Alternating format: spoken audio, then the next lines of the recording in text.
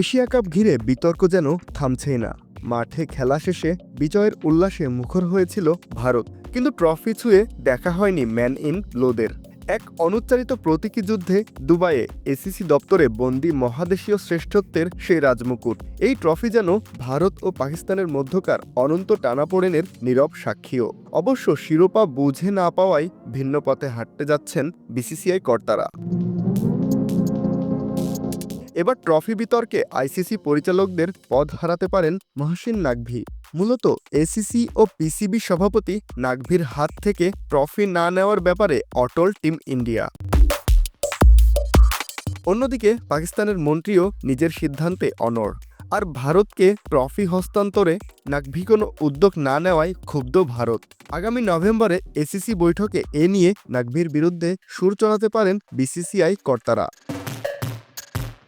Asia কাপের final শেষে নাকভির হাত থেকে ট্রফি নিতে অস্বীকৃতি জানায় ভারতীয় দল। রাগে ট্রফি নিয়েই পুরস্কার বিতরণী মঞ্চ ত্যাগ করেন পিসিবি প্রধান। এ ঘটনাকে হাতিয়ার করেই সুর চড়াতে পারেন বিসিসিআই কর্তারা। কৈফিয়তও চাওয়া হতে পারে, তবে বিসিসিআই কর্তারা ঠিক কী রণকৌশল নিচ্ছেন তা অবশ্য খোলাসা করা হয়নি। ধারণা করা হচ্ছে আটঘাট বেঁধেই নামছেন তারা। গুঞ্জন আছে আইসিসিতে নিজের পরিচালক পদও হারাতে পারেন নাকভি। একই সঙ্গে পিসিবি প্রধানকে তার আচরণের জন্য সতর্ক করা হতে পারে। সব মিলিয়ে এশিয়া কাপ মহারণ শেষ হয়েও যেন শেষ হয়নি।